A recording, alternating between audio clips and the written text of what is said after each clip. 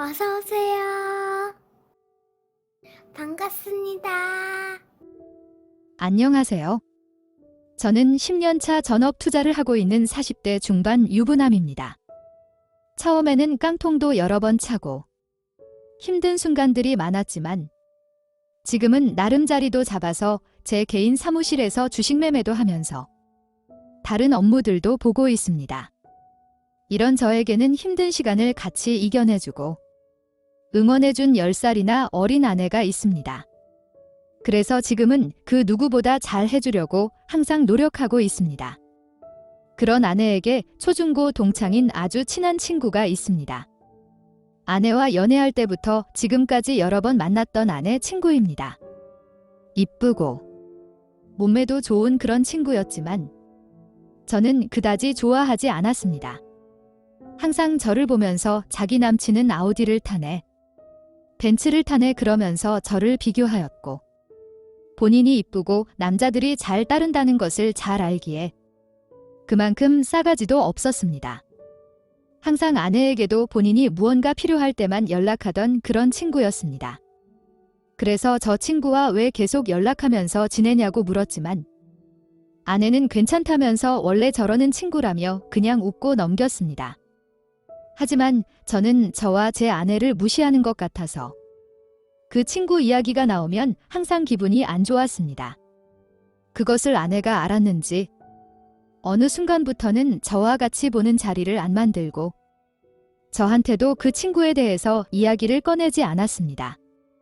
정말 가끔 제가 그 친구에 대해서 안부를 물으면 그냥 잘 지낸다고 말해주는 것이 전부였습니다. 주말에 아내와 데이트를 하려 외출하던 중이었습니다. 아내 얼굴이 너무 어두워 보여서 계속 무슨 일 있냐고 말해보라고 하였지만 아무 일도 없다며 제 질문을 회피하는 것 같았습니다. 아무 일도 없다면 다행이지만 혹시라도 있으면 고민하지 말고 다 말해달라고 하고서는 더 이상 묻지 않았습니다. 그날 저녁 자려고 눕는데 할 말이 있다면서 이야기 좀 하자고 하더군요. 어느 유부남들이나 공감하시겠지만 아내가 정색을 하면서 할 말이 있다며 이야기하자고 부르면 일단 몸이 경직되면서 긴장을 하고 뭘 잘못을 했나 생각하게 됩니다. 그렇게 아내 이야기를 쭉 듣고 있는데 제 이야기가 아니고 그 친구에 관한 이야기였습니다. 그 친구가 고등학교 졸업하고 바로 취업한 것은 알고 있었습니다. 버는 대로 집에 생활비를 주고 동생 등록금을 내어주었다고 하였습니다. 이제 결혼할 나이가 되었는데도 아직도 집에서 그 친구에게 생활비를 받기를 원하고 결혼자금은 모아둔 것도 없고 심지어 만나는 남자도 현재 백수라는 것이었습니다. 그래서 그 친구의 원룸에서 기생충처럼 먹고 자기만 한다는 것이었습니다. 아무리 이 상황을 벗어나고 싶어서 발버둥을 쳐도 항상 제 자리라는 것이었습니다. 게다가 2번이나 사기도 당해서 빚도 제법 생겨서 월급을 받아도 마이너스라는 것이었습니다. 그러는 와중에 아주 오랫동안 남자친구도 가족들도 모르게 1,000만 원이라는 큰 돈을 모았다는 것이었습니다. 그래서 제가 주식 전업 투자를 하는 것을 알고 있으니 저한테 주식을 배워서 하고 싶다고 아내에게 연락이 왔다는 것이었습니다. 그런데 제가 너무나도 싫어하는 것도 잘 알고 그 친구 입장도 너무나 딱한 것도 잘 알기에 어떻게 해야 할지 모르겠다는 것이었습니다. 그러면서 아내가 정말 무리한 부탁인 것을 아는데 자기 친구에게 주식을 가르쳐주면 안 되냐는 것이었습니다. 저도 생각해 보겠다고 하였습니다. 그 대신에 앞으로 이런 일이 생기면 고민하지 말고 언제든지 바로바로 말하라고 하였습니다. 그 다음날 오후 사무실에서 일을 하고 있는데 그 친구가 사무실로 찾아왔습니다. 일단 이야기를 들어보았더니 결국 돈이 벌고 싶다는 것이었습니다. 그런데 평일에는 회사를 가야 하고 심지어 교대도 돌기에 낮에 매매하는 것이 어려우니 저보고 대신 자기 계좌를 운영해달라는 것이었습니다. 심지어 그것도 얼마 벌 때까지가 아니라 평생 벌어 달라는 것이었습니다. 조용히 나가라고 내쫓았습니다. 얼마 안 지나서 아내에게 전화가 왔지만 상황을 듣고 난 후에는 잘했다면서 전화를 끊었지만 목소리를 아주 씁쓸했습니다. 며칠 후에 그 친구는 집으로 다시 한번 찾아왔고 방법을 알려주면 열심히 하겠다는 것이었습니다. 그래서 일단 지금 회사를 퇴사를 하고 정리가 다 되면 제 사무실로 매일 나오라고 하였습니다. 종잣돈 1,000만 원과 퇴직금을 합친 투자금으로 지금 월급만큼은 벌 수 있게 종목을 주면서 짬짬이 주식도 가르쳐주면서 스스로 매매가 잘 될 때까지 도와줄 테니 제 사무실로 나오라고 하였습니다. 이렇게 몇 개월을 하면서 그 친구도 나름 만족해하면서 제 사무실에 나와서 매매도 하고 주식도 배웠습니다. 그런데 어느 날부터 아무 말도 없이 출근도 안 하고 매일매일 와서 계좌와 매매한 내역도 보여주더니 안 보여주기 시작하는 것이었습니다. 뭐라고 하기엔 언제까지 매일매일 초등학생 숙제 검사하듯이 그 친구는 저한테 보여주고 저는 검사할 수도 없으니 스스로 알아서 잘하겠거니 생각하고 말았습니다. 그런데 언제부턴가 제 지갑과 사무실에서 돈이 조금 없어지는 것 같았습니다. 한 번은 어버이날 및 장모님 생신이 있어서 현찰을 찾아서 봉투에 넣어두었습니다. 퇴근하고 집에 와서 보니 현찰 조금 비는 것이었습니다. 다음 날 은행에 가서 출금한 돈 대비 받은 돈이 조금 부족하다고 하자 그럴 리가 없다며 CCTV를 보여주셨고 역시나 정상으로 돈을 봉투를 넣어서 주신 게 맞았습니다. 그럼 사무실, 차 안, 집중해서 제가 잃어버린 것인데 제가 실수한 거라고 생각하고 그냥 넘겼습니다. 그리고 사무실 금고를 열어서 보았더니 현찰이 또 비는 것이었습니다. 이것은 장부에 기재하고 사용하는 금액이기에 제가 기억 못하고 실수할 것이 없는 돈입니다. 결국 사무실 CCTV도 돌려보게 되었습니다. 약 3개월치를 보았는데 한두 번이 아니었습니다. 처음에는 긴장하면서 여러 번 돌려보면서 소액으로 가져가더니 마지막에는 정말 자연스럽게 제 옷과 지갑에서 서슴없이 꺼내가고 금고에서도 막 가져가는 것이었습니다. 그것도 아내 친구가 말입니다. 사무실에 도둑이 들었다면 다 가져갔을 텐데 일부만 가져간 것 같아서 아내가 돈이 필요해서 저 몰래 좀 가져가나 싶어서 보았는데 제 예상이 아니었습니다. 그 다음 날 아내 친구에게 CCTV 영상을 보여주며 더 이상 사무실에 나오지 말고 아내가 빌려준 돈과 몰래 훔쳐간 돈 다음 주까지 전부 갚으라고 하였습니다. 그렇지 않으면 이거 들고 경찰서 가겠다고 하였습니다. 잘못했다면서 그 자리에서 무릎을 꿇고 비는 것이었습니다. 다른 것도 아니고 돈을 훔쳐가는데 도대체 더 이상을 뭐를 믿고 같은 공간에서 지낼 수 있겠냐며 나가달라고 하였습니다. 그런데도 계속 잘못했다고 다시 안 그러겠다고 믿어달라며 빌고 있길래 도대체 왜 그랬냐고 물었더니 수익이 자꾸 나니까 더 큰 욕심이 났다고 하였습니다. 그래서 사채를 빌려다가 더 큰 돈으로 매매를 한 것이었습니다. 그러다 보니 조금만 빠져도 더 빠지면 복구를 못할까 봐 기다리지 못하고 손해보고 팔고 이자를 내야 되니까 수익 나기 전에 손해보고 팔고 수익 중일 때는 더 크게 수익을 낼 종목도 이 수익도 못 먹을까 봐 일찍 팔아버린 것이었습니다. 그러면서 원래 투자금과 그동안 수익이 나면서 늘어난 투자금은 이미 바닥을 찍은 지 오래됐고 사채에 빌린 돈도 약 40% 정도 잃은 상태였습니다. 그러다 보니 제 돈에도 손을 대기 시작한 것이었습니다. 사채에서 빌린 돈, 훔친 돈 등 만큼을 자기에게 빌려주고 용서만 해준다면 다시 열심히 하겠다는 것이었습니다. 내가 무엇을 믿고 왜 내 돈까지 빌려줘 가면서 매매도 시켜주고 주식을 가르쳐줘야 할지 모르겠다며 사정은 다 알겠으니 나가달라고 하였습니다. 그랬더니 갑자기 옷을 다 벗으면서 어차피 자기는 이 돈 못 갚으면 이 몸도 자기 몸이 아니라면서 언제든지 제 마음대로 하게 해줄 테니 제발 살려달라는 것이었습니다. 당장 옷 입고 나가라고 하고서는 제가 사무실을 나와서 집에 왔습니다. 몇 시간쯤 지나서 경찰서에서 성폭행 신고가 들어왔다며 전화가 왔고 알고 보니 아내 친구가 허위로 신고한 것이었습니다.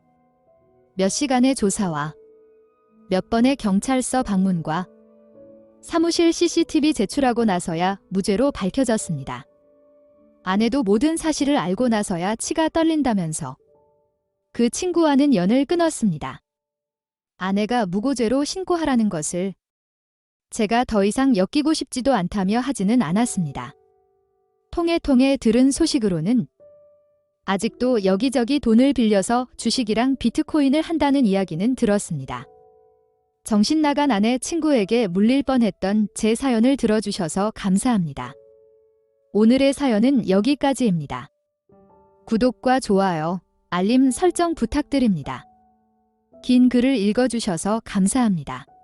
다음 사연을 시작하겠습니다. 안녕하세요. 저는 결혼 3년차 유부녀입니다. 결혼 전까지만 해도 그렇게 저에게 상냥하게 친절하게 대해주시던 시부모님들께서는 결혼 후에는 조금씩 변하기 시작하셨습니다. 가족이 되니 편하게 대해주시는 부분도 있다고 생각도 했고 노총각이 되어가는 아들이 혹시나 본인들 때문에 결혼을 못할까봐 결혼 전에 더 조심하셨을 수도 있다고 생각합니다. 편하게 아니 조금 무시하시면서 하대하셔도 시부모님께서 나이도 많으시고 오랫동안 살아오신 가치관이라는 것도 있기에 다 이해할 수 있었습니다. 매일 보는 시부모님도 아니고 한 달에 한 번 정도 명절이나 가족 행사에 보는 것이 전부이기에 다 참고 이해할 수 있었습니다. 게다가 제가 남편보다 수입이 2배 이상 많은 편입니다. 그래서 다소 고지식한 시부모님 앞에서 제 의견을 강하게 어필했다가는 여자가 남편보다 돈 좀 더 번다고 유세를 떤다고 하실 분들이셨습니다. 그래서 조용히 수긍하면서 그 시간들은 보냈습니다. 지금도 기억이 나는 것이 첫 명절에 시어머님의 말씀이십니다. 명절 전날에 도착해서 음식을 다 하고 하룻밤을 시댁에서 자고 나서 다음날 아가씨네부터 해서 손님들 다 치르고 나서 오후 5시쯤 넘어서 처가에 가보겠다고 말씀을 드렸습니다. 그랬더니 결혼하면 출가외인인데 첫 명절부터 시댁에 안 있고 처가에 가려고 잔머리를 굴린다며 큰 소리로 혼내셨습니다. 결혼한 아가씨네가 오는 것은 되지만 결혼한 제가 저희 부모님께 인사드리려 가는 것은 안 된다고 현실이 너무 어이가 없었습니다. 하지만 첫 명절이기에 알겠다고 말씀드리고는 제 부모님께는 손님이 많아서 못 갈 것 같다는 거짓말을 하였습니다. 하지만 그 다음 명절에도 이 상황은 바뀌지 않았습니다. 그래도 이해하고 좋은 게 좋은 거라며 이해하고 넘어갔습니다. 지금 생각해보니 참 미련하게 참고만 살았네요. 그런데 이런 저의 모습이 당연하다고 생각을 하셨는지 점점 더 말도 안 되는 요구와 억지는 저를 한계가 다다르게 하였습니다. 아가씨네가 이사를 가서 회사 직원들 집들이를 하는데 저보고 와서 청소 및 음식을 하고 서빙 및 설거지 등등 다 하라는 것이었습니다. 심지어 그때가 제가 임신 중이었습니다. 입덧도 심할 때라서 출장 뷔페를 부르라고 어느 정도 지원을 해주겠다고 하였더니 아가씨는 시어머니께 일러 바쳤고 시어머니는 제가 다니는 회사까지 오셔서 소리를 지르시며 화를 내고 가셨습니다. 결국 그때 집들이를 도와주고 며칠 뒤에 유산을 하였습니다.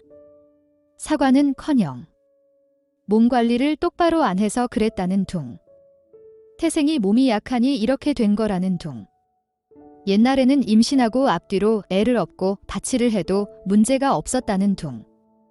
결국 저에게 비난과 원망을 늘어놓고 가셨습니다.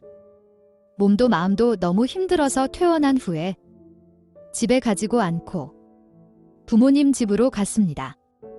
말없이 안아주던 엄마의 품이 지금도 느껴집니다.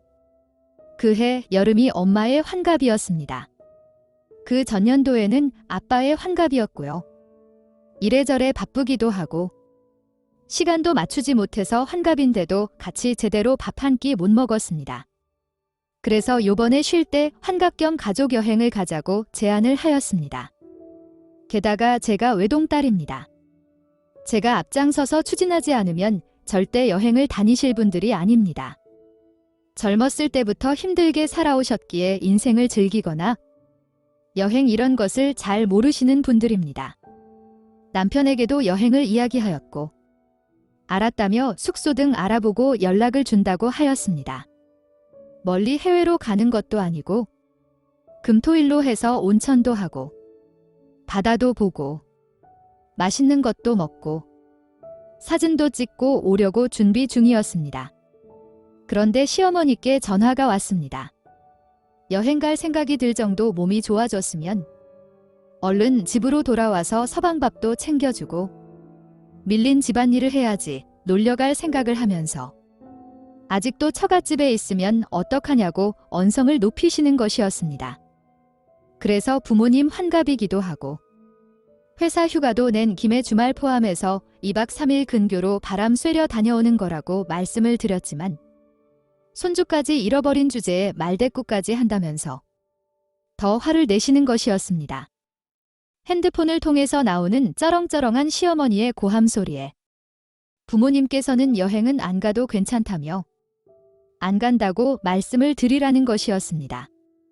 정말 너무 화가 났습니다. 아니, 내가 죽을 잘못을 짓고 사는 것도 아닌데 왜 시댁에 저를 비롯해서 저의 부모님까지 절절매면서 살아야 하는 것인지 모르겠습니다. 무조건 여행을 갈 거니까 그런 줄 아시라고 하고서는 전화를 끊어버렸습니다. 다시 오는 전화도 받지 않았습니다. 몇 시간쯤 지나서 남편에게 전화가 오더군요. 자기 엄마가 틀린 말 한 것도 없는데 그렇게 전화를 끊고 안 받으면 어떡하냐며 저한테 화를 내더군요.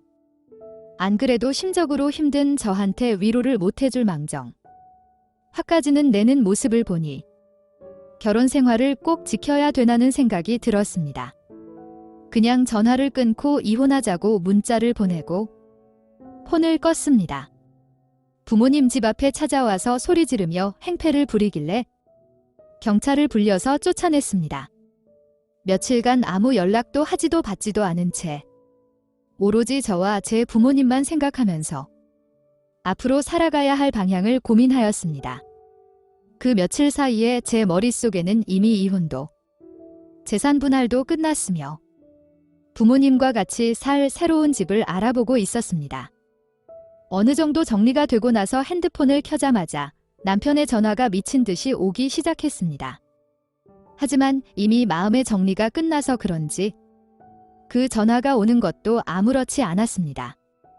오히려 평온하였고 하루라도 빨리 정리해야겠다는 생각뿐이 없었습니다. 남편은 여러 가지 말과 변명으로 사과를 하였지만 저는 이혼할 생각은 변함이 없으니 서로 힘든 시간 보내지 말고 빨리빨리 이혼하자고 하였습니다. 그리고 그날 저녁에 부모님께도 말씀을 드렸습니다. 본인들 때문에 이혼하는 것 같다고 하시며 저한테 너무 미안해 하셨습니다. 절대 그런 것이 아니라 제 행복을 찾기 위해서 내린 결정이니 응원해 달라고 하였습니다. 그러면서 다시 여행을 알아볼 테니 즐겁게 다녀오자고 하였습니다. 그렇게 이야기 중이었는데 시골에서 시어머니가 찾아오셨습니다. 드릴 말씀이 없다고 돌아가시라고 하였지만 막무가내로 들어오셨고 곧이어 남편도 쳐들어왔습니다. 그 둘이서 무릎을 꿇고 싹싹 빌고 있는 모습을 저는 진심으로 믿을 수가 없었습니다. 믿고 싶지도 않았습니다. 저런 가식적인 모습에 속아서 지금까지 결혼 생활을 하였고 바보처럼 또 속고 싶지 않습니다. 절대 생각을 바뀌지 않으니 이혼 진행할 거라고 말씀을 드리며 내쫓았습니다. 이런 생각을 해도 되는 건지는 모르겠지만 뱃속에 있었던 제 아이도 힘든 제 결혼 생활을 끝내고 엄마 즉 제 인생을 행복하게 해주려고 하늘나라로 먼저 간 것은 아닌가라는 생각도 듭니다.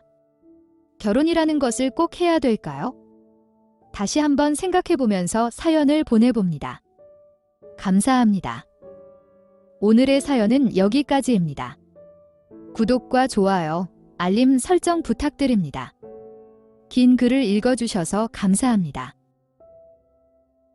구독과 좋아요 꾹꾹 눌러주세요. 꾹꾹. 알림 설정도 꾹꾹 눌러주세요.